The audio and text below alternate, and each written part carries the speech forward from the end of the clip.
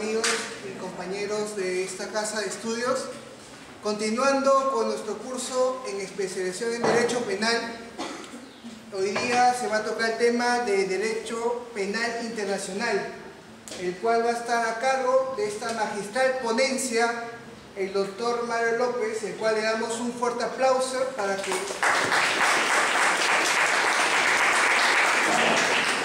así escuchar su magistral ponencia y así entender más ese tema.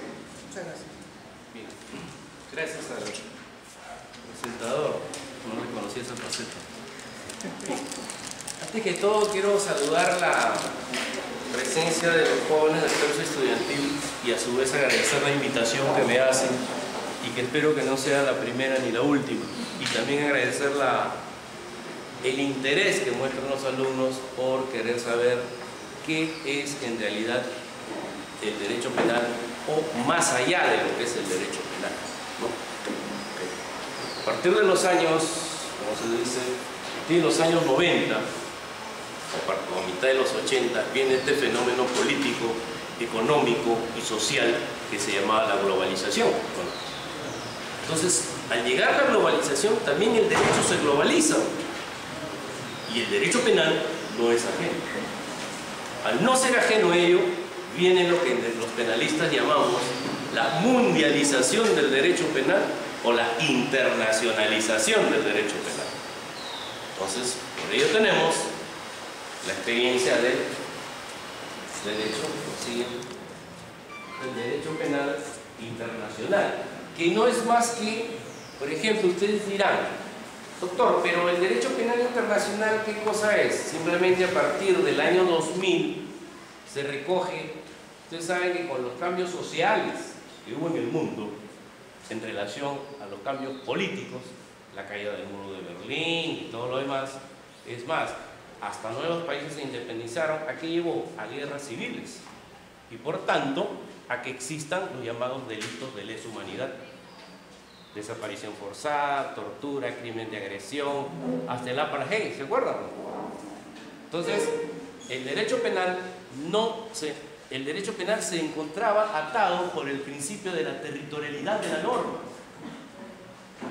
porque no podía el derecho penal nacional de cada país traspasar sus fronteras y detener a esas personas. Entonces, después del año 2000, se internacionaliza este derecho penal y todos los países suscriben lo que se llama el Estatuto de Roma, que no es lo que llamamos la Corte Penal Internacional y que no lo ha suscrito China, Israel ni los Estados Unidos. Nosotros sí hemos sido suscriptores a partir del año 2001 y que me tocó en el año 2001 ser asesor de la Comisión Revisora del Código Penal en el Congreso y trabajar en la Comisión de Adscripción del Perú a la Corte Penal Internacional. Entonces, ojo que el Perú estaba, como llamamos nosotros, en extemporaneidad, porque lo dio a hacer en el año 99 y por tanto nos iban a caer sanciones internacionales. Entonces el Perú a partir del año prácticamente 2002 es miembro de la Corte Penal Internacional. Entonces ya está dentro, así como en el circuito financiero, ¿no? Está dentro el Perú, dentro del circuito del derecho penal internacional. ¿Y qué es lo que ve este derecho? Inicialmente veía, reitero, los delitos de lesa humanidad, vale decir, tortura, crimen de agresión, genocidio, ¿por parte de quién? Por parte de los estados a los civiles. ¿Por qué? Porque tradicionalmente, cuando existen delitos de lesa humanidad, ¿a quién se juzga? ¿Al Estado o a las personas? A los estados. A los estados. Con la creación de este derecho penal internacional y la Corte Penal Internacional, ya no solo se juzgan a los estados, sino también se juzga a las personas. Tan es así que tenemos el claro ejemplo del caso Pinochet. Y para que irnos tan lejos, tenemos el caso en este momento que se encuentra en litis del expresidente Morales Bermúdez, ¿no es cierto?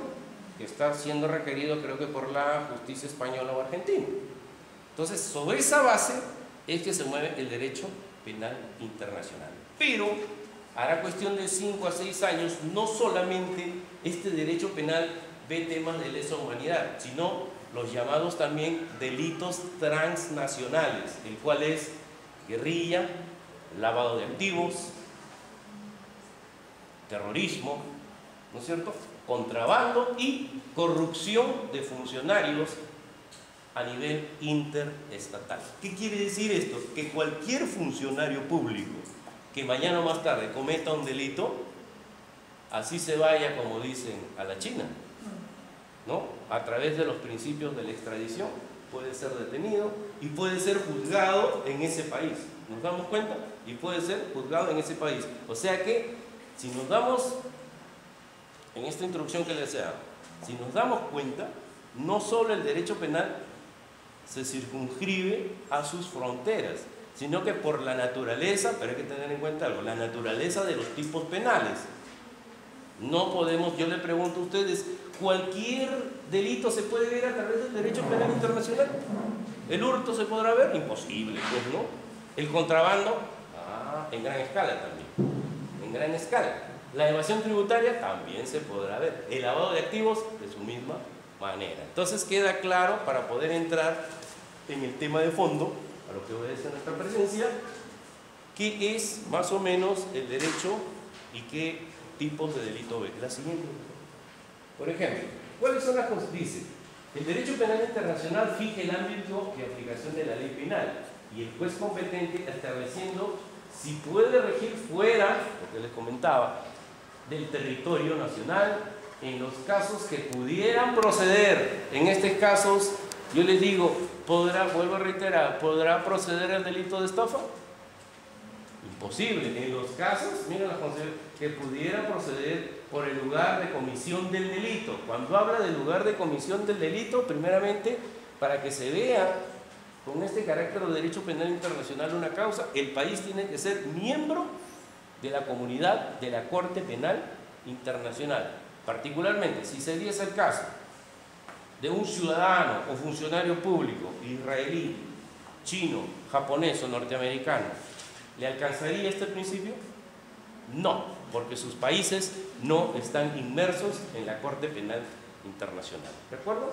Dice, surgió la necesidad de este derecho luego de la Primera Guerra Mundial, donde aparece el sujeto a juzgar el Tribunal Internacional de Nuremberg. El antecedente más directo lo tenemos en Nuremberg, pero cuando se crea esta corte a partir del año 98-95, ¿no?, existía prácticamente un tabú, porque como ustedes saben, el juicio de Nuremberg, para los que al menos han leído, el juicio de Nuremberg, les pregunto, ¿fue parcial o imparcial?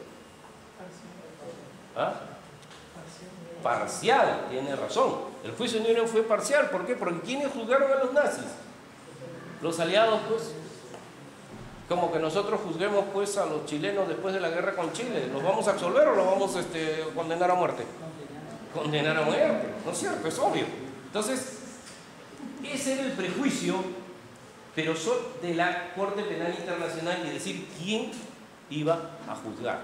Entonces se dejó de lado y solamente quedó que como antecedente histórico se daría solo antecedente histórico, como origen, llamémosle así un poco rudimentario, de los tribunales internacionales, y teníamos el primer tribunal internacional que fue el Tribunal de Nuremberg, encargado de juzgar, ¿no?, los atroces crímenes después de la Segunda Guerra Mundial. Pero luego tenemos el proceso, ¿no?, como se llama, proceso internacional, en la ex Yugoslavia y Ruanda.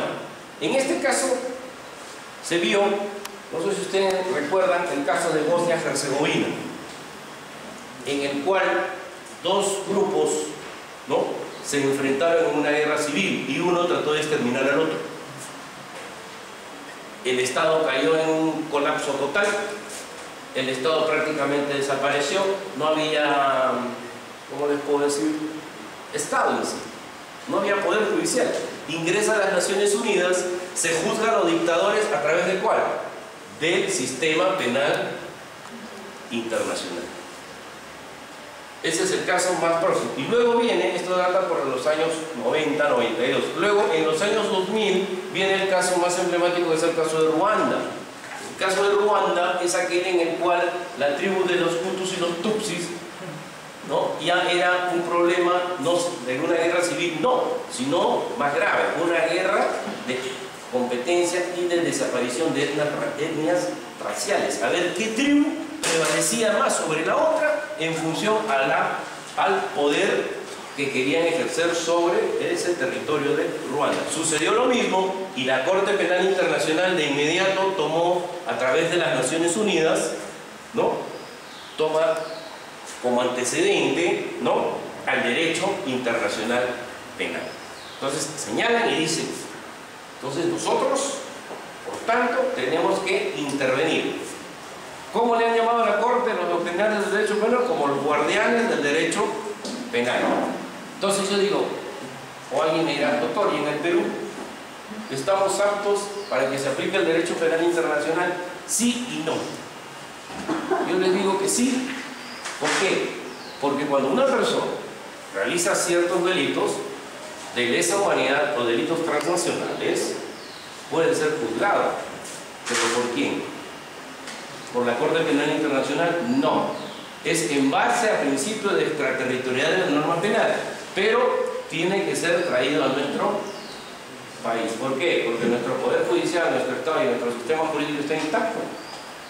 No hay crisis de valores, no hay crisis de Estado, ¿sí? En esos países no había pues Estado, no había nada, no había gobierno, como en el caso de Haití. En Haití no hay Estado, no hay gobierno. Para eso sí que están las fuerzas de los pastos azules, para imponer o tratar de poner el orden. La siguiente, por favor. Viene, por ejemplo, se encuentran algunos precedentes, dice, ¿no? Y lo más importante, en el año 93, el derecho penal internacional se activó en la última década del siglo XX, ¿no es cierto? Estamos hablando del año 90. En el 93, como consecuencia de las violaciones de derechos humanos de las guerras de Yugoslavia, el Consejo de Seguridad de Naciones Unidas acordó la creación de un tribunal internacional para es el caso de Bosnia y Herzegovina. Y en el 94, el genocidio de Ruanda provocó que se diera también la constitución del Tribunal Penal Internacional para Ruanda, porque, como reitero, ya no existía Estado de Derecho. El siguiente punto. ¿Cuál es el concepto real del derecho penal internacional? El concepto real dice, ¿no?, como lo afirma Berlusconi, constituye la rama de un sistema extraterritorial del derecho mismo. Vale decir, ¿qué es en sí el derecho? No sabemos. El derecho es un medio de control social y de defensa del propio Estado. El derecho penal. Pero este derecho penal también, como la misma comunidad, tiene que generar sus mecanismos de defensa y de protección. Definitivamente. Entonces, ¿qué hacen? Se unen todos. Barzioni afirma, constituye la rama del sistema jurídico internacional, configurándola una estrategia empleada para alcanzar, respecto de ciertos intereses mundiales, el más alto grado de sujeción y conformidad de los objetivos mundiales. ¿Cuál es el objetivo mundial del derecho penal? La paz continental, la paz social, como algunos señalan y dicen, ¿no? El derecho penal vive el mundo del ensueño. ¿Por qué? Porque el derecho penal tiende a que todos vivamos en paz y nos portemos bien, lo cual es difícil. Por eso tiene que existir un medio o un mecanismo de control social. Dice, también define los crímenes internacionales, principalmente en lo que se aboca el genocidio, el crimen de guerra, crímenes de lesa humanidad, agresión, y regula el funcionamiento de los tribunales competentes para conocer de los casos en los que los individuos, acá nos detenemos, en los que los individuos, ya no está diciendo la idea y la oración tradicional. ¿Se acuerdan ustedes cuando se habla de la Carta de Naciones Unidas, se habla de Versalles, se dice los estados parte se comprometen a tal cosa, ¿no es cierto? Acá ya no, acá simplemente dice a que los individuos, o sea, nosotros las personas naturales, ¿no?, incurran en responsabilidad penal internacional. ¿Y cuándo vas a incurrir en responsabilidad penal internacional? Desde el momento en que cometas genocidio, desaparición forzada, crímenes de guerra, que incurran en responsabilidad penal internacional, imponiendo las sanciones que correspondan. Ojo que el derecho penal internacional, a través de la Corte Penal Internacional, trabaja fundamentalmente con el derecho penal desde el punto de vista de la parte general, lo que es la tentativa, el iter criminis, ¿se dan cuenta? ¿No? La tentativa, el iter criminis, más no con la parte especial. En cuanto solo a la parte especial, trabaja lo que es los delitos de lesa humanidad, crimen de agresión, desaparición forzada, tortura. ¿Y cuáles son las fuentes de este derecho penal internacional? Tendríamos que preguntarnos, ¿no? Inicialmente, se puede decir que actualmente el derecho penal internacional se sustenta en dos fuentes. Primero tenemos ¿cuál? El Estatuto de Roma, teniendo en cuenta el derecho aplicable al momento de juzgar a una persona natural. Seguimos en lo mismo.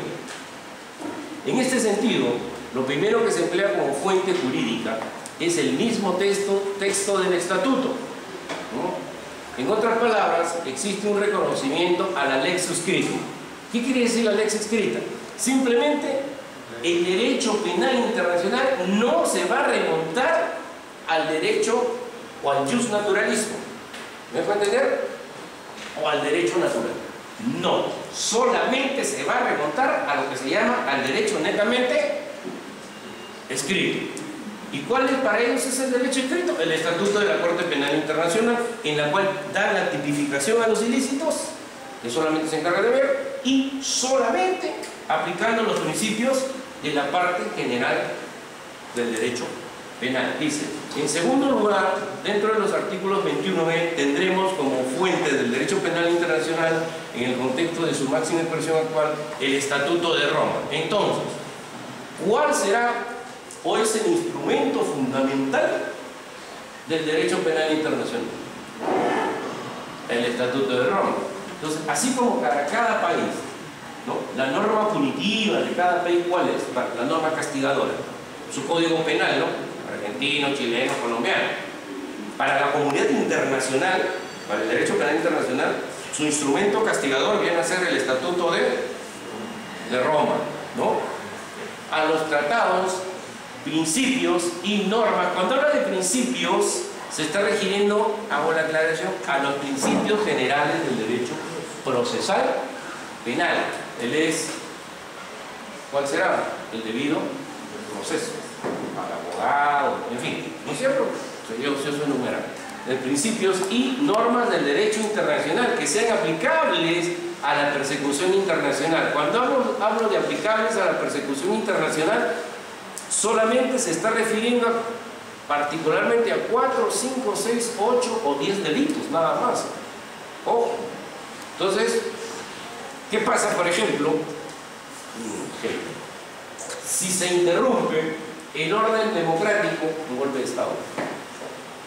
Solamente el orden democrático se interrumpe, no hay muertos. Y se inicia una dictadura. ¿Será pasible los golpistas de ser tratados por la Corte Penal, por el derecho penal internacional? No, todavía no, en efecto. ¿Por qué? Han dado un golpe de Estado, han roto el sistema democrático, pero ha habido muertos, vamos a vivir un mundo también un poco imaginario. ¿Ha habido detenciones arbitrarias, desapariciones forzadas? No. En todo caso, si hubiese habido, para eso existe en este momento nuestro Poder Judicial, que todavía está intacto, como decimos. No existe ni un ápice, ¿no?, que nos lleve a su desaparición forzada, el Poder Judicial, por llamarlo así, ¿no? Entonces, luego viene, en segundo lugar, dentro del artículo del Estatuto de Roma, y a los tratados, principios y normas del derecho internacional que sean aplicables a la persecución internacional de crímenes dentro de dichas fuentes también se encuentran las normas del derecho internacional de conflictos armados. Vale, les explico. El DICA. ¿Qué es el DICA? Derecho Internacional de los Conflictos Armados. Ustedes saben de que este derecho internacional está muy emparentado con tres tipos de derechos. El derecho internacional humanitario, que son los principios de la guerra o las reglas de la guerra, ¿no? Los derechos humanos y el propio derecho penal. Entonces, cuando habla de las normas del DICA, nos está refiriendo simplemente a aquellas normas que se aplican en los conflictos internacionales. Vale decir, un Estado con otro Estado entren en guerra o en combate. Pregunto, ¿se podrá aplicar el derecho internacional si uno de estos Estados ha bombardeado a través de submarinos o buques de guerra poblaciones indefensas, hospitales y colegios? Sí se aplica el derecho, ahí se aplica el derecho penal internacional en la modalidad de asesinato masivo o tentativa de exterminio de una raza o de una nación. Ahí recién vamos a entrar, se dan cuenta cómo esas figuras universales del derecho penal general particular de cada país han sido adoptadas, ¿no? Han sido adoptadas en relación a lo que es el asesinato. En nuestro país se llamará, pues, si yo mato a 200 personas, se llamará ¿qué? Asesinato, ¿no? Pero afuera, por ser extranjero y atentar a otro país, ¿se llamará asesinato? Ya no, ya se llama genocidio, porque tengo el ánimo de desaparecer a gente que no son mis connacionales.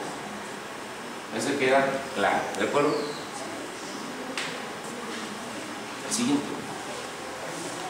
Los sujetos de derecho penal internacional. ¿Quiénes son sujetos de derecho penal internacional? ¿Quiénes son, o sea, las personas que necesariamente están sujetos a él? Dice, la Corte Penal Internacional como principal sujeto del derecho, ¿no? Derecho penal internacional, el ánimo que acompañó desde el siglo XIX a la idea de entronizar el derecho penal internacional fue de crear una Corte Penal supranacional. Acá cuando entramos quiero aclarar algo. A lo supranacional debemos interpretar bien. Una cosa es el derecho supranacional y una cosa es la justicia supranacional. El derecho supranacional es aquel derecho que nos asiste a todos los ciudadanos. Yo, por ejemplo, usted viaja a la Argentina, ¿no es cierto? Por tanto, si el policía lo quiere detener, primero tendrá que haber básicamente una orden judicial del juez. Básicamente tendrá que informarle por qué lo están denunciando y por qué lo están deteniendo, ¿no es cierto? Igual sucedería acá en el Perú. Entonces, ese es el derecho supranacional. Sin embargo, la justicia supranacional es aquella, que quede bien claro, es aquella justicia en la cual administra justicia más allá de la frontera de los países y que solamente juzga a los estados. ¿Me dieron cuenta? Es el caso particularmente de la Corte Interamericana de Derechos Humanos con sede en Costa Rica. Esos casos particularmente se va a ver, pero igualmente encontramos que el derecho penal prevé como sujetos ¿a quién? A los estados, a través de los cuales va a realizar su función de complementariedad. Cuando hablamos de complementariedad nos estamos refiriendo particularmente, como les dije en algún momento, cuando el sistema judicial o el estado de derecho de esos países es prácticamente nulo, inexistente, destrozado y totalmente intervenido. ¿No es cierto? Bien, la siguiente. Los sujetos de derecho penal internacional, en ese sentido, trabaja a través de dos escenarios. Uno, y quiero aquí ser bastante claro, correspondiente a la persecución de los grandes crímenes por parte de los estados. Cuando habla de la persecución de grandes crímenes por parte de los estados, por ejemplo, hasta el día de hoy no existe, a través, se entra en discusión sobre la imprescriptibilidad de los delitos de lesa humanidad. Hasta el día de hoy, la Corte Penal Internacional, la Corte Interamericana de Derechos Humanos, el Consejo de Europa, ¿no?, señala que los crímenes de lesa humanidad, y ahora dicen que también los delitos de corrupción de funcionarios, nunca deben de prescribir. Sin embargo, existe otro sector de la doctrina que dice que los delitos y cualquiera de estos sí debe de prescribir. Entonces entramos en un conflicto, lo que se llama el conflicto de derechos. Mi derecho a ser libre y a no estar constantemente, ¿no?, con la persecución de la justicia. Porque yo pregunto, ¿la figura de la prescripción es una figura existente del derecho procesal penal y del derecho penal, ¿no? Entonces, hay principios del derecho penal, como decir 3 más 3 es 6, ¿no? Y acá en China y en todo el mundo 3 más 3 va a ser siempre 6. Entonces no podemos decir, no, deben de ser imprescriptibles. Entonces dirás, solamente los delitos de lesa humanidad y los de corrupción de funcionarios. Digo, y los delitos contra el patrimonio, esos sí son imprescriptibles. Por tanto, estás chocando ¿contra qué? Contra el principio del ciudadano de igualdad ante. ¿Por qué ella y por qué él no? O él y ella. ¿Se dieron cuenta? Entonces, hasta el día de hoy, esa teoría de la imprescriptibilidad de los delitos, esa discusión está detenida. No se ha determinado nada hasta el día de hoy en relación a los sujetos de derecho. ¿De acuerdo? Bien. Luego entramos al segundo ítem. En este sentido, dice pensar la impunidad. Se habla de pensar en impunidad de que podría generar en el primer escenario. En este sentido, es bueno precisar que si bien es cierto la Corte Penal Internacional es el principal sujeto de derecho penal internacional, ¿no?, los estados siguen teniendo preeminencia, o sea, la preferencia, ya que en ello reposa la responsabilidad del juzgamiento de aquellas conductas que atentan ostensiblemente contra la dignidad humana. Entonces, la Corte, el derecho penal, ¿qué es lo que más persigue? La vulneración de la dignidad humana. ¿De acuerdo? Bien. Entonces, en tercer lugar nos habla, encontraremos que los individuos terminan siendo dentro del derecho penal internacional fundamentales. ¿Por qué? Porque esta Corte Penal Internacional o Corte del Estatuto de Roma, este derecho penal internacional solamente se dedica a investigar no a los estados, sino a las personas o a los autores de determinados tipos penales. Dice, la relación existente entre el derecho penal y el derecho penal internacional. En mi opinión, existe un parentesco y una base fundamental. ¿Por qué? Porque este derecho penal internacional nace del derecho escrito o del derecho positivo de cada país y de los principios fundamentales o principios generales del derecho penal. Tales, por ejemplo, dice, las relaciones entre el derecho penal estatal, vale decir nuestro derecho penal actual, nuestro Código del 91, y el llamado derecho penal internacional estaban en el derecho internacional clásico. Vale decir, cuando hablábamos del derecho internacional clásico, estábamos hablando, no sé si recuerdan ustedes, de la figura de la extradición, ¿no? Hoy por hoy, por ejemplo, en nuestra facultad se estudia, creo que en Derecho Penal 1, ¿no?, en el sílabus, la figura de la extradición, lo cual está mal, porque ya no se debe de estudiar ese punto, ¿no?, ni tampoco otros tipos como los delitos de lesa humanidad, genocidio, asesinato, desaparición forzada en Derecho Penal 2, ya no se debe tocar ello. Si no, se debe tocar en el curso que debe llamarse, como hay en otras facultades, Derecho Penal Internacional. El delito de lavado de activos, ¿no es cierto?, se ve en el curso de Derecho Penal 3. No se debe de ver, se debe ver en el nuevo curso de Derecho Penal Internacional, porque se llaman delitos transnacionales. Entonces, bueno, como aporte a esta reunión, pero tenemos que actualizarnos en ello. Entonces dice, relación del derecho penal internacional. Dice, la relación del derecho internacional clásico, vale decir, un derecho penal clásico. ¿Cuál será? Que estudiamos la extradición. Pero ya la extradición ha cambiado de nombre y se llama, lo que hoy llaman, y lo ven en su último capítulo, el nuevo modelo del Código Procesal Penal, lo llama el principio de la cooperación jurídica internacional. Teníamos pues extradición, entrega de sentenciados, el tema de los agentes encubiertos en los grandes delitos, ¿no? Y el principio de la remesa controlada.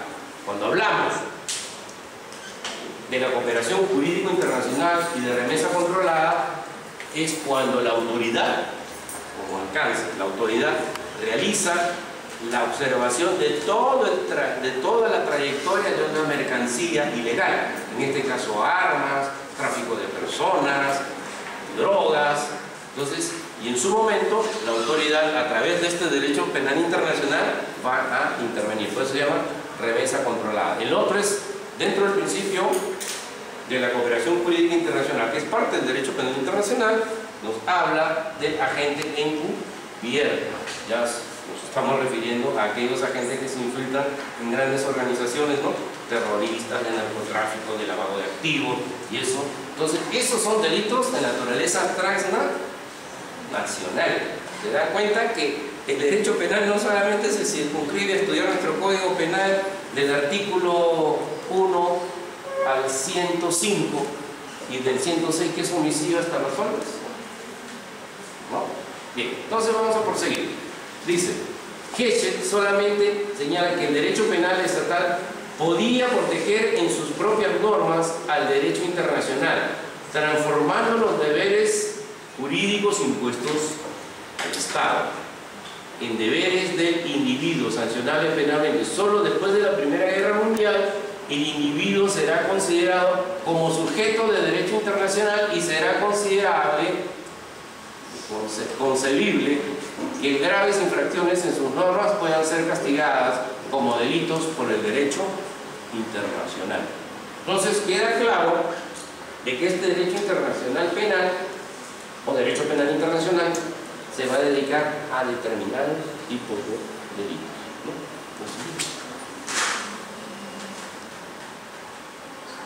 Y dice, Betán señala, el llamar derecho penal internacional al ámbito de vigencia internacional en las normas penales de un Estado, es decir, a los límites de la ley penal, que les decía, la ley penal en el espacio o la ley penal principio de territorialidad. La distinción entre derecho penal internacional e internacional penal, ese es el título, ¿no?, fue expuesta en clásica monografía por Quintiano Ripolés. ¿Qué señalaba él? El derecho penal internacional se ocupa del aspecto internacional que muestran las normas penales de un Estado, solamente de él, ¿no?, de un Estado, por la nacionalidad del delincuente o de una víctima, porque el delito se ha cometido en el extranjero. ¿Qué nos trae a colación acá? Los principios básicos de lo que se llama la tradicional extradición, o porque existe la posibilidad de la extradición misma, partiendo del principio de que cada Estado tiene competencia para decidir los límites de su propio poder punitivo en el territorio. Las reglas del derecho penal internacional encuentran su fundamento en las ideas fundamentales. Heschel señala la salvaguarda del orden público interestatal, o sea, varios estados, no solo nosotros, la vinculación del ciudadano nacional que se encuentra en el extranjero al ordenamiento penal propio, la protección del catálogo nacional de bienes jurídicos protegidos, la solidaridad en la lucha contra la delincuencia como misión cultural común de la humanidad y de la mayor justicia posible. Entonces, más allá, este derecho penal interno, ¿no?, por los países, particularmente el nuestro, vamos a ver, pero ya al avanzar, al combatir los delitos, al controlar ciertas conductas típicas del derecho penal internacional, avanza pero no se olvida de algo, como se llama la idea moderna del Estado social y democrático de derecho, donde se antepone primero la dignidad del ser humano. Habrá seguridad, sí, pero tienes que buscar la equidad entre la dignidad de la persona, porque es un ser humano, y el principio de la seguridad. En pro de la seguridad, algunos dirán, bueno, habrá que matar a todos. ¿Será justo? Porque tiene que haber seguridad. No. Entonces, el otro dirá, bueno, como yo no estoy de acuerdo, vulnero la seguridad de un Estado y de un país. Entonces tenemos que buscar el punto medio para poder ubicarlo. Entonces, señala y dice, el derecho penal internacional de hoy y su relación con los derechos humanos. Particularmente, reitero, este derecho penal no se ha olvidado, podrán ser los autores de los delitos internacionales, ¿no es cierto?, tales, pero han perdido sus derechos universales de dignidad humana, al debido proceso, al derecho a un abogado, a un juicio justo. ¿Lo han perdido? No.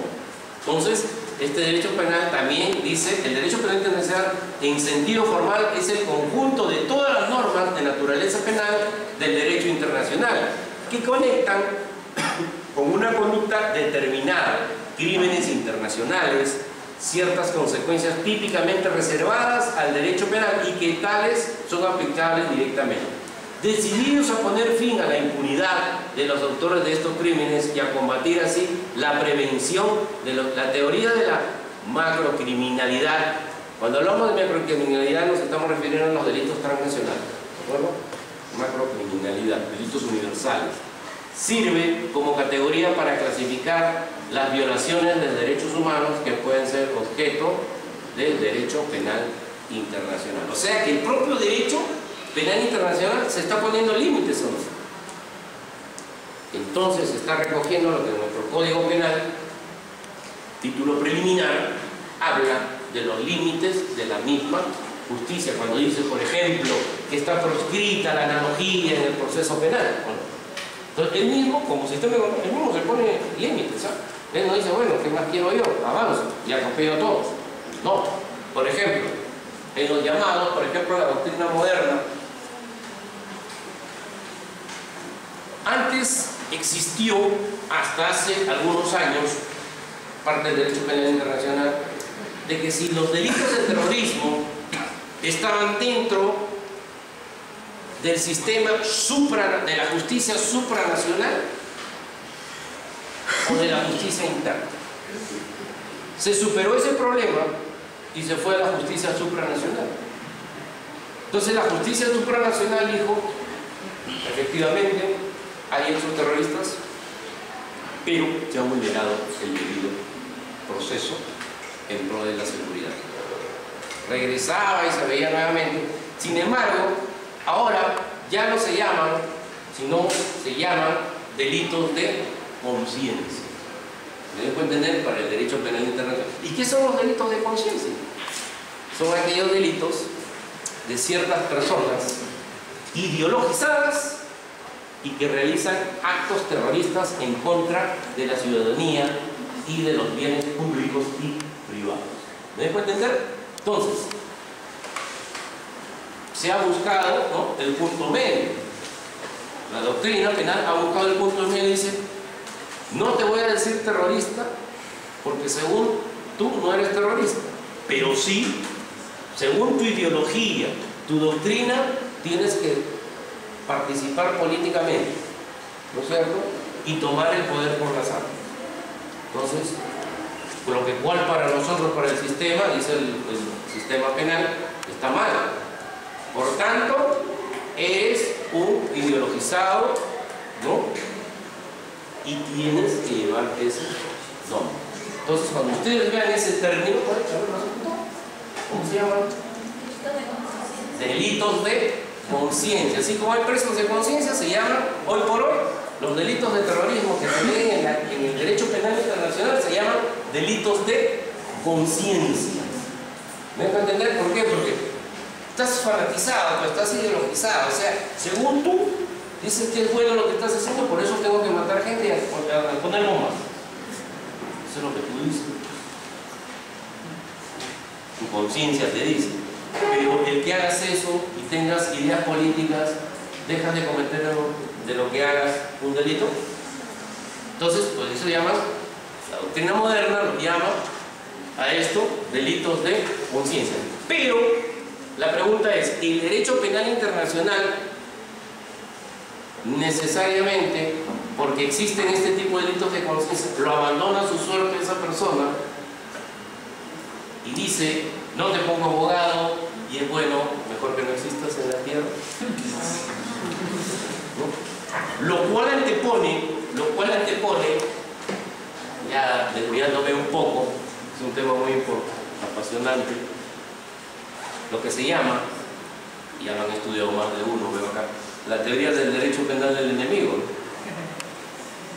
Cuando Jacobs, ¿no?, señala y dice de que debemos de crear dos tipos de leyes: las leyes domésticas, que para combatir a los rateros, estafadores, mentirosos, y las leyes de combate, que son las leyes que se dieron después del 11 de septiembre. Llama Gunther Jacobs, ahí crea o refuerza la teoría del derecho penal del enemigo, diciendo que todo aquel que atenta contra la sociedad o contra el Estado y viene el terrorismo, viene público, se convierte automáticamente en un enemigo de la sociedad. Entonces, dentro de esa lógica, tú lo recluyes, ¿no?, le das una pena y lo dejas condenado para toda su vida, ¿no es cierto? Cuando el artículo 1 de nuestro título preliminar del Código de Ejecución Penal, que dice que la pena tiende a ¿qué? A y toda la doctrina del mundo, ustedes vean, señala que la pena tiende a ¿qué? A redactar y a resocializar. Entonces, afortunada o desafortunadamente, lo dejo a criterio de ustedes, la teoría del derecho penal del enemigo hace 3 o 4 años está en equilibrio, está en decadencia. ¿Por qué? Porque se está anteponiendo esto y le sale al paso los principios del derecho. ¿Cuál? ¿Están atentos? Le sale al paso los principios del Estado democrático de derecho, que nada más es el respeto a las leyes, el Estado de Derecho y el derecho de las personas a poder defenderse. ¿De acuerdo? Por el siguiente. Dice, diferencia entre el derecho penal internacional y el derecho penal.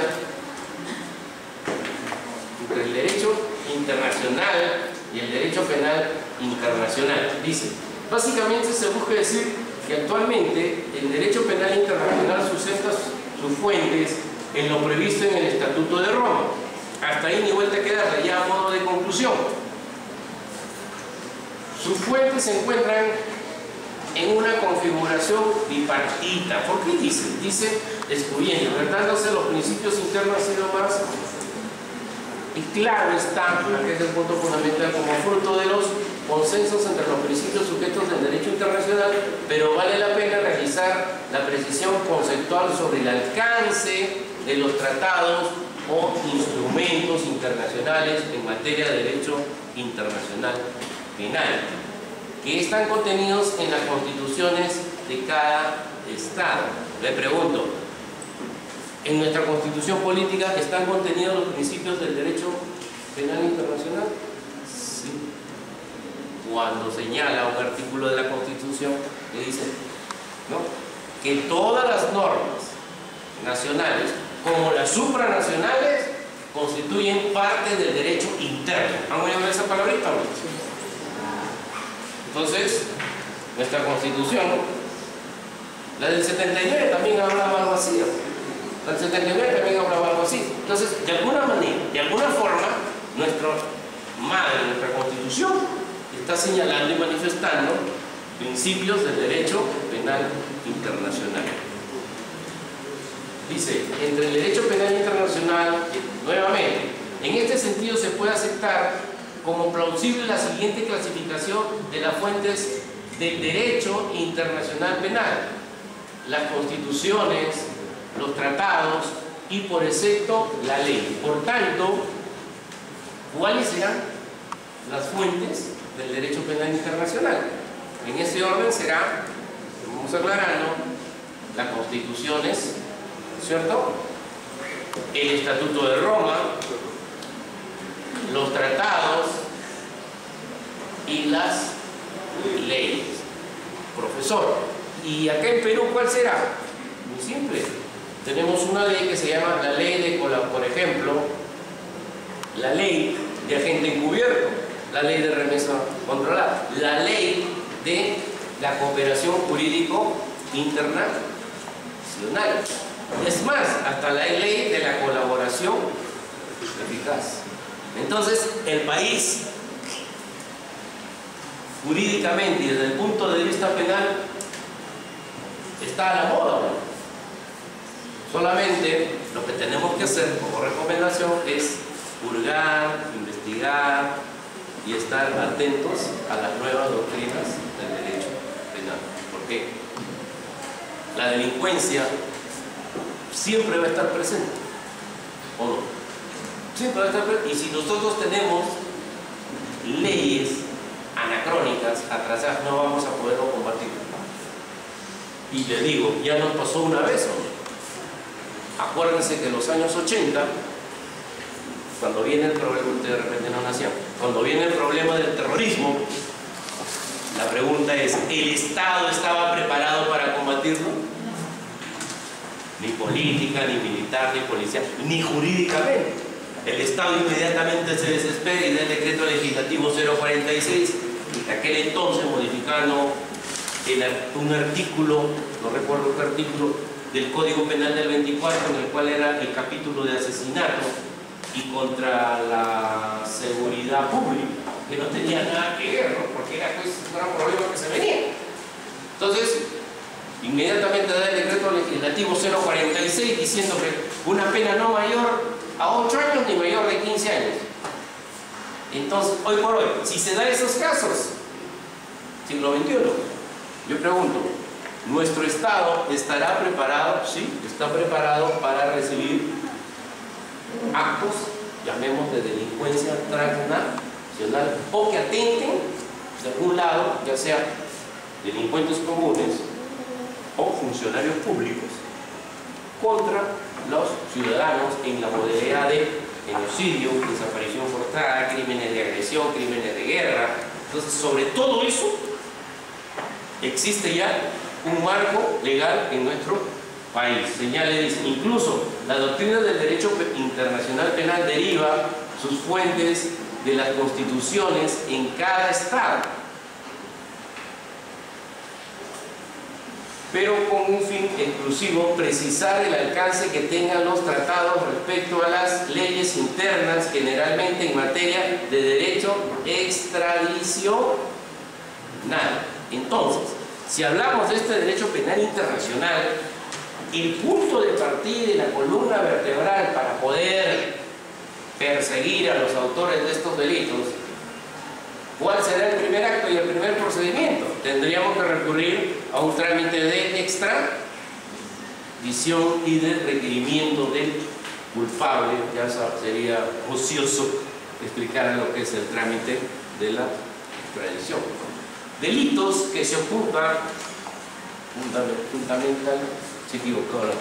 fundamentalmente el derecho penal internacional. Ya para concluir, como epílogo, les digo de que qué delitos ve solamente lo que les decía al comienzo de la introducción de nuestra conversación. Señala y dice, el genocidio es un delito internacional clasificado dentro del género de crímenes contra la humanidad. ¿Qué es decir el genocidio? Viene de genos, y idios, sidio, desaparecer.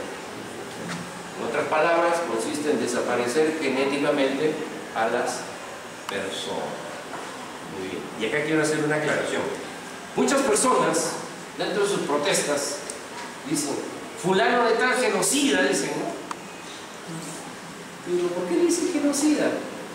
Si yo veo de que él está preso no lo han desaparecido, y su idea política y su familia siguen vivos.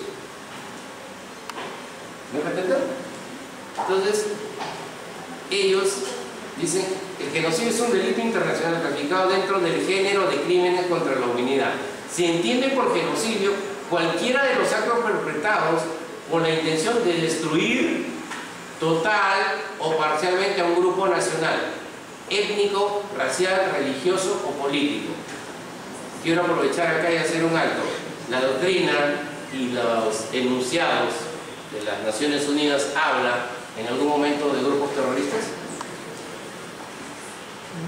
Entonces, simplemente son delitos de conciencia, lo que la doctrina lo ha llamado. No lo ubica a los grupos o actos terroristas, ¿de acuerdo? Entonces, cuando ellos dicen, es un genocida, entonces solamente como abogados que saben su derecho penal internacional, manejan derechos humanos, procesal penal interno y externo, se van a reír, no sabe lo que habla él, ¿cierto?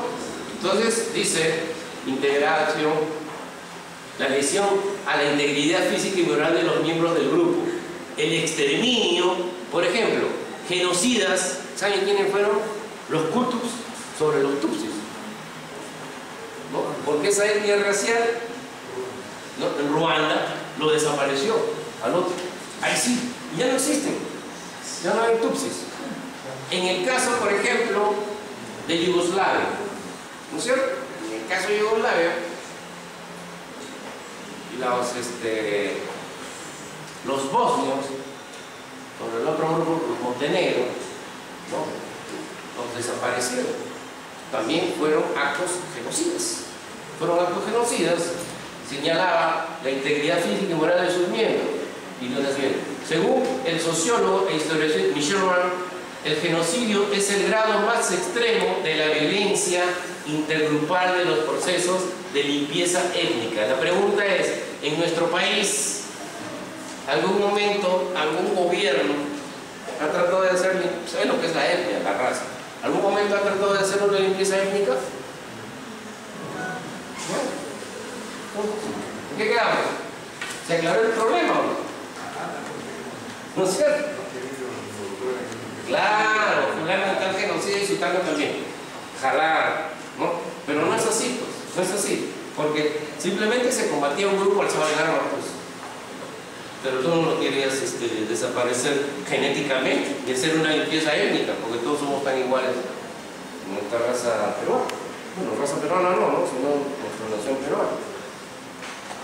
Dice, matanza de miembros del grupo, lesiones graves a la integridad física, mental de los miembros del grupo, sometimiento intencional a grupos y condicionados a la existencia, medidas destinadas a impedir los nacimientos en el seno del grupo. Pregunto yo, ¿se habrá impedido? No sé. Medidas. Junto al genocidio se castigan otros delitos conexos, que son la asociación para cometer genocidio, lo que en nuestra legislación interna se llama la asociación ilícita para delinquir. ¿Se dan cuenta? La instigación directa, parte general, ¿no? Instigación, ¿no? Autoría medial, autoría inmediata, la tentativa y la complicidad, parte general, ¿no? Sí. Delitos de los que se ocupa fundamentalmente. O sea, hay 18 tipos penales, pero los más fundamentales hemos tocado, no vamos a tocar todos por razones de tiempo, pero, en fin. Dice, un crimen de guerra es una violación de las protecciones establecidas por las leyes y las costumbres de la guerra. Yo pregunto, hay algunos que le dicen, fulano de tal es un criminal de guerra, dicen. Yo digo, para que haya guerra primero tiene que haber, como entre abogados, el acto formal de declaratoria por parte del Congreso al presidente de la República, y este le declara al otro país o al otro estado la guerra. Entonces, yo pregunto a ustedes, ¿nuestro país alguna vez está en guerra? ¿Se ha declarado? No, se ha declarado la guerra el uno al otro, se ha firmado un armisticio final, se ha firmado el acuerdo de guerra. No, pues el 80 no hubo, era un grupo alzado en armas. La guerra en sí, de acuerdo al derecho, por eso les digo, entendamos qué es la guerra, de acuerdo al Tratado de Ginebra, de acuerdo al derecho internacional, de acuerdo a los derechos humanos, de acuerdo al derecho internacional humanitario. ¿Qué es la guerra? La guerra es el acto formal, desde el punto de vista jurídico, de declaratoria de un Estado a otro Estado. Entonces, cuando hablamos de guerra, yo no sé de qué me hablan de uno, ¿o no? ¿No? Bien, establecidas por las leyes y las costumbres de la guerra. Leyes, ¿se dan cuenta o no? ¿Cuáles son las leyes? El derecho, que no nos toca ahora, es el derecho internacional humanitario y los principios de los derechos humanos. El derecho internacional humanitario, integrada por las infracciones graves al derecho internacional humanitario cometidas en un conflicto armado y por las violaciones al derecho internacional. El término, quiero que me entiendan, el término se define en gran medida en el derecho internacional, incluyendo la Convención de Ginebra, porque para entrar en una guerra, estás en guerra, la guerra también tiene sus normas, ¿no? Sí, sí, efectivamente. ¿Y cuál es su norma fundamental para tú desarrollarte en la guerra? Tratado de Ginebra, ¿no? Firmado después de la Primera Guerra Mundial. Los malos tratos a prisioneros de guerra, civiles y los genocidios son considerados crímenes de guerra. Pero para... les digo, pero para que se considere todo ello, los malos tratos, tal, habrá primero que haber entrado en guerra. ¿De acuerdo? Prosigue, delitos de los que se ocupa fundamentalmente, nuevamente, ¿no? Estamos haciendo un recuento. El Estatuto de Roma contempla dentro de los crímenes a perseguir, en sus artículos 5, a los crímenes de guerra, dentro de la definición que el mismo Estatuto contempla en su artículo 8, y señala violación de la Convención de Ginebra del 12 de agosto del 49, violación de las leyes de la guerra vigentes tanto nacionales como internacionales, violación a las costumbres de la guerra aplicables. Yo me pregunto, algo en la guerra, ustedes han oído hablar de la película Pearl Harbor, se violaron los principios de la guerra, ¿no? Eran buques hospitales, se violó el principio de la guerra, ¿de acuerdo? Entonces, todo esto, imagínense hoy por hoy, y les digo, en Afganistán, donde están las tropas americanas y los aliados, se está aplicando, y se les digo que sí, se están realizando crímenes de guerra, sí, y lo hemos visto por televisión, a través de internet también, en las noticias. Es más, hay casos en que están muriendo, como llaman para ellos los enemigos, y están miccionando sobre eso. Entonces, estamos sí frente al Convenio de Ginebra, tanto nacional como internacional, violación de costumbres de la guerra aplicables a los requisitos del Estatuto de Roma. Pero, digo, los soldados norteamericanos, al igual que los israelíes, estarán sujetos al Estatuto de Roma. No, porque Estados Unidos te auspicia que no haga la guerra, te dice de que respeten los derechos humanos, eres un criminal de guerra, y ellos lo dejo, puntos suspensivos, lo dejo para ustedes. ¿O no? Hay bombas, hay que meterlos ahí, y como sea nos metemos, llevamos nuestros buques, aviones, tanques, nos metemos, no importa, ¿no? Pero yo digo, ellos auspiciaron en el 49 la firma del Tratado de Ginebra, del 12 de agosto. ¿No? Ellos auspiciaron después de la guerra con Japón. Y lo están respetando hoy. Porque en Afganistán quieren, creo, que entrar a Corea. Entonces, matar intencionalmente, someter a tortura o a otros tratos inhumanos. Yo creo que miccionar sobre un enemigo agonizante es un trato inhumano. No sé, de repente me puede decir algo mejor, ¿no? Incluidos los experimentos biológicos. Esto habla, por ejemplo, de la manipulación genética o la clonación que en algún momento hicieron los alemanes. Los alemanes, por ejemplo, trataban ¿de qué? De mejorar su raza, ¿no es cierto? Y sacaban, de alguna manera, los genes de los judíos para tratar, según ellos, ¿no? De superar. Entonces, como experiencia el mundo señala y dice, no, someter a tortura y con incluidos los experimentos biológicos y genéticos. No lo puedes hacer. Y por último señala infringir deliberadamente grandes sufrimientos o atentar gravemente contra la integridad física y la salud. Tomar rehenes. El siguiente, por favor. Señala crímenes contra la humanidad. Son los más emblemáticos, los más fundamentales, ¿no? Que ve el derecho penal. Dice, la evolución histórica de los crímenes contra la humanidad resulta inescindible, o sea, inseparable, quiere decir, de la del delito de genocidio, siendo este último una especie de género de lesa humanidad. De acuerdo a la Carta de Londres de 1800, del 8 de agosto de 1945, se estableció el Estatuto del Tribunal de Nuremberg, definió como crímenes contra la humanidad el asesinato, exterminio, esclavitud, deportación y cualquier otro acto inhumano contra la población civil. Entonces yo digo, ¿qué pasa si hay ahorita introducción del orden democrático, un golpe de Estado y nos deportan? La dictadura habrá cometido ¿qué? En la persona de fulano de tal. Pues hay que tener cuidado, ¿no? Y eso es imprescriptible desde el momento, o sea, te van a perseguir hasta por debajo del subsuelo, ¿no? Entonces, por eso el derecho penal sirve, vuelvo a reiterar, en el derecho interno como sistema de control social, ¿no es cierto? Como mecanismo, como un arma.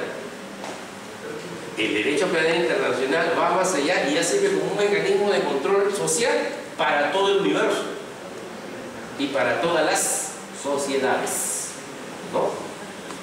Dice, las Naciones Unidas confirmó los principios del derecho internacional reconocidos por el Estatuto de Roma del Tribunal y proclamó la Resolución 96 sobre el crimen de genocidio, que define como una negación del derecho de existencia de grupos humanos enteros, entre ellos los raciales, religiosos o políticos.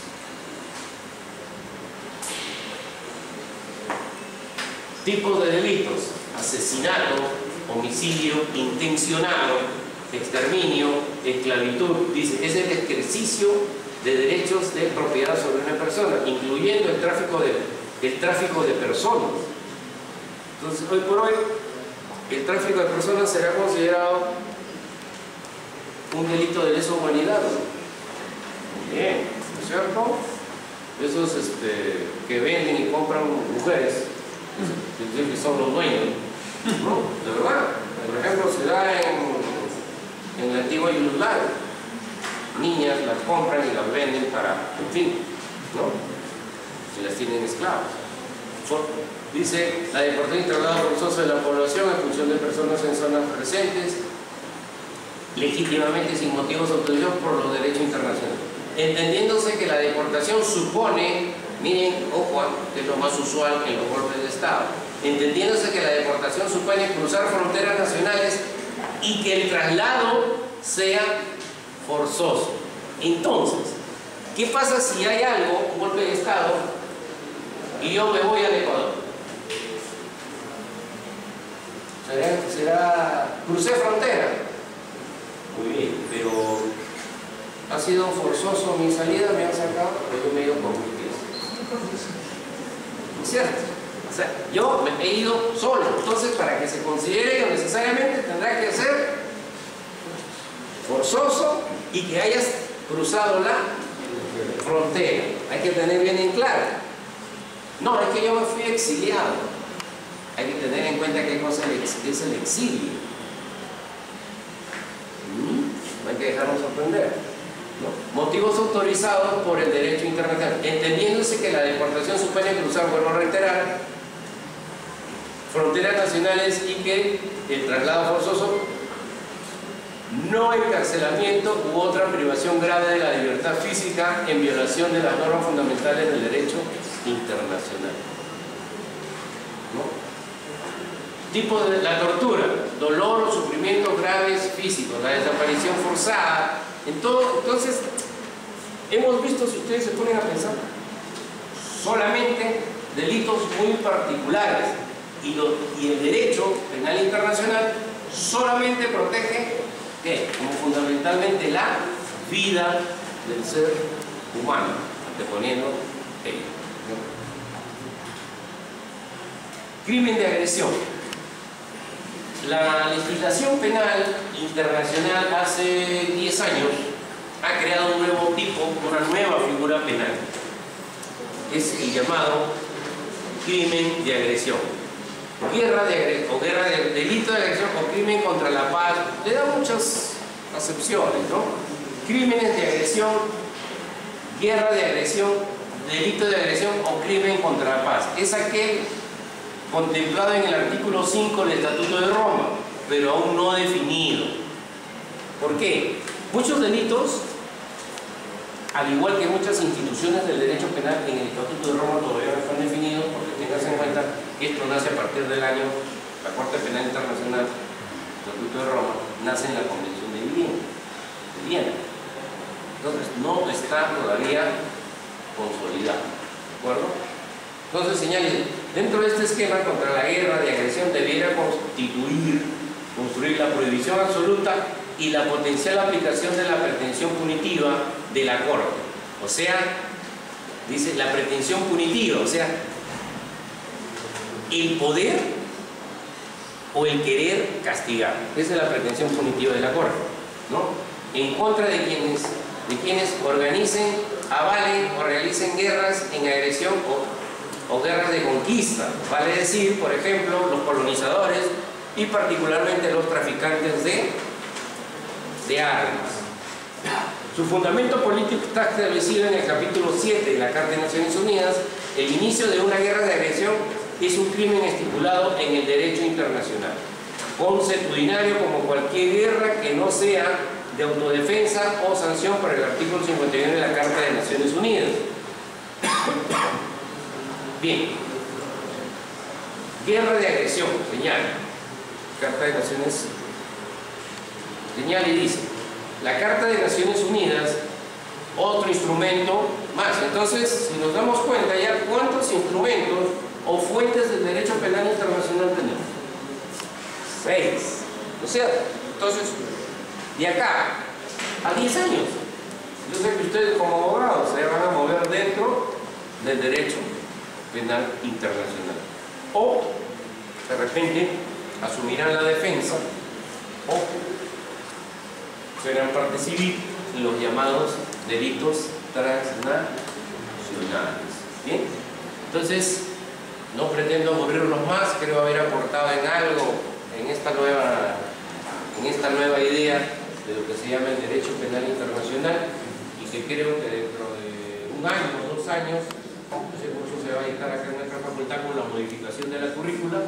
Y vuelvo a reiterar mi agradecimiento a los dirigentes estudiantiles del siglo XXI por la invitación, y invito a los alumnos a que acompañen a los jóvenes a recuperar el tiempo perdido en algún momento, porque realmente yo en algún momento estudié acá y casi todas las semanas había esto, llamaba a un profesor, y realmente hace buen tiempo que no sé si este marco ni tipo de ciclo de conferencias, lo cual felicito a los dirigentes estudiantiles y los invito a seguir conversando, y las puertas de mi oficina están abiertas para todos ustedes, los que tengan alguna inquietud sobre, particularmente en el tema penal, ¿no?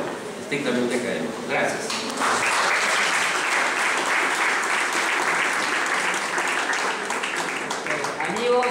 Amigos míos, amigas mías, les agradecemos en primer lugar su asistencia, su participación. Agradecer al doctor Mario López, nuestro secretario académico, que nos ha disertado el tema de Derecho Penal Internacional, y reiterarles que el próximo martes es la última sesión del curso con el doctor Carlos Navas. Los esperamos a las 3 de la tarde, y decir que la entrega del crédito extracurricular va a ser con el mínimo del 75% de asistencia. Es decir, si ustedes algunos de ustedes tienen hoy 2, con la sesión del doctor Nava y así dan su tercera sesión y así le podemos entregar el crédito extracurricular. Si alguien no está en la lista, por favor se puede acercar. Ya, no hay ningún problema. Gracias, hasta el próximo martes. Muy amable.